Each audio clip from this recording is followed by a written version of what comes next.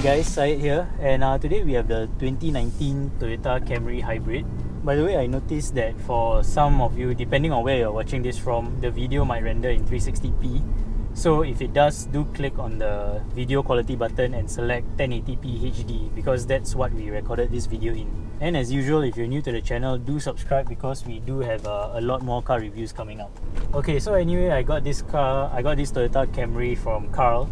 So they are a parallel importer, and in my opinion, they are different from your traditional parallel importers because I feel that they are a bit more young and a bit more cool.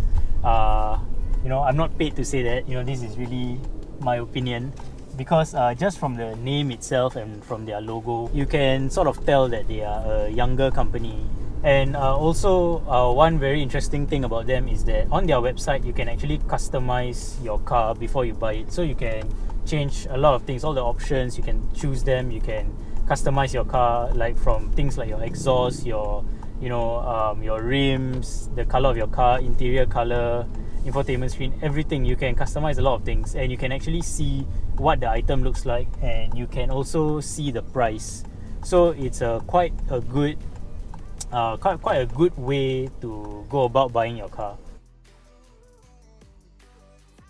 So this car is built on the Toyota New Global Architecture Platform, TNGA.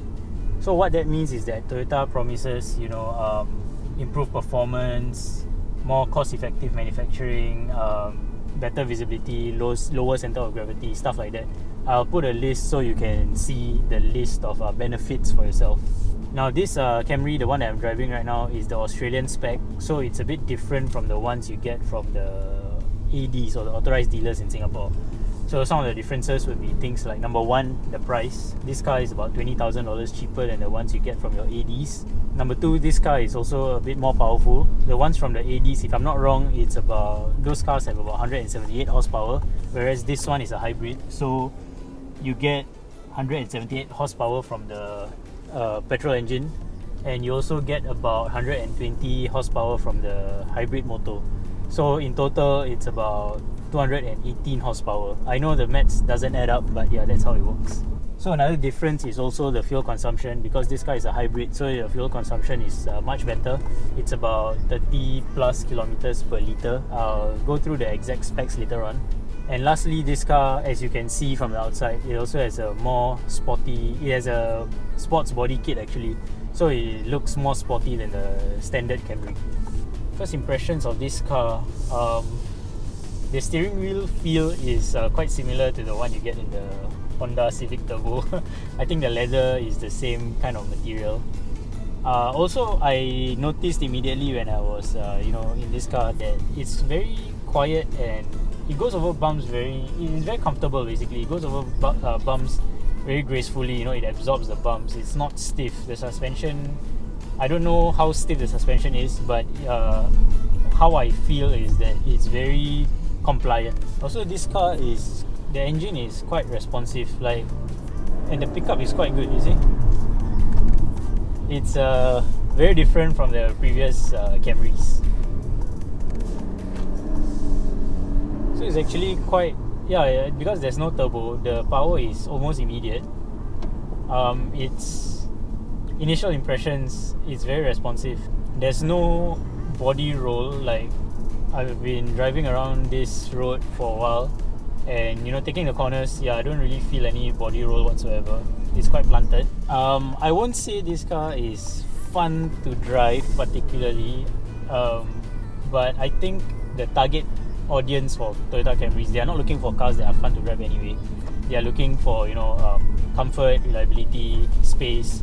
So they are getting all of that in this car, but you also get all these nice things like the responsive engine, the very sporty outlook, the good fuel economy. So it's just to me a very good package. The steering is also quite light when you are driving slow, but as soon as you pick up speed, you can really feel the steering wheel stiffen up. It stiffens up very quickly. So just pick up a bit of speed and you can feel the weight coming into the steering wheel. Visibility is also okay. One thing I noticed is that the rear windows are quite narrow. It's not very big. So, but visibility is still not compromised. You can still see out of it. And this car also comes with quite a few safety features, not a lot, but it's still still safety features nonetheless. You get your Toyota safety sense, which includes things like your pre-collision warning, your lane departure alert, cruise control, and auto high beam. Okay guys, so I'm just gonna walk you through some of the specs of this car. So this car has a 2.5 litre A25A FXS inline 4 hybrid engine. Okay, this engine together with the hybrid motor produces about 218 horsepower. The engine itself produces about 178 horsepower, and then the electric motor produces about 120 horsepower. This car has 221 Newton meters of torque. I don't know what's the acceleration time, but I think it's maybe slightly under 10 seconds, I'm guessing, based on the driving feel just now.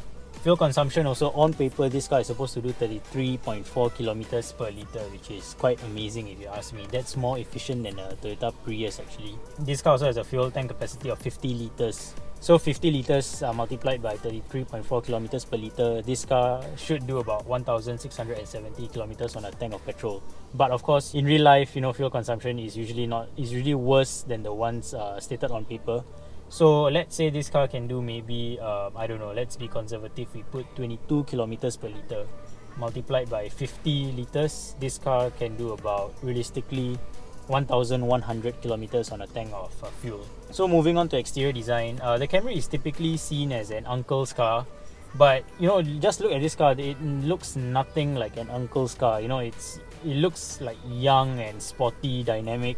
Totally very, very different from the previous generation Camry. And if this car were an uncle, it would be an uncle that like underwent plastic surgery or something.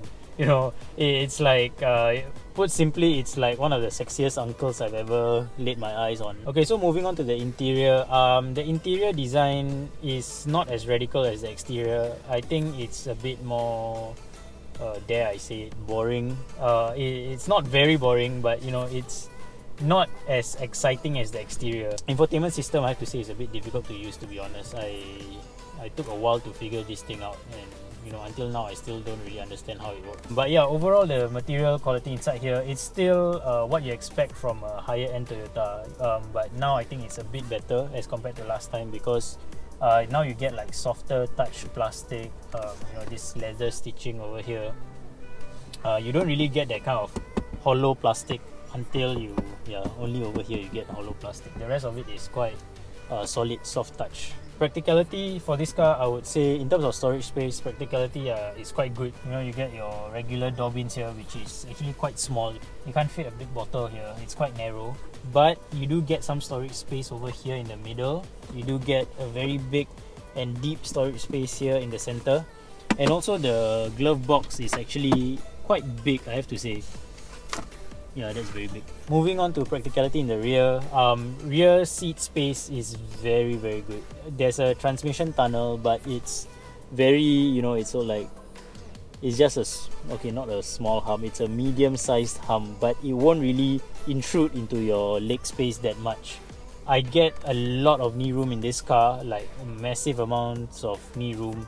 Headroom, I do get a lot of headroom as well. Fitting 3 adults in the back, I don't think it will be an issue, because it's really, it's spacious, really spacious. So speaking of practicality in the rear, boot space on this car is 524 litres, which from the looks of it is very big. It's very deep as well. So, it's a long car. This is quite a long car, so I expect the boot space to be quite big, and it is.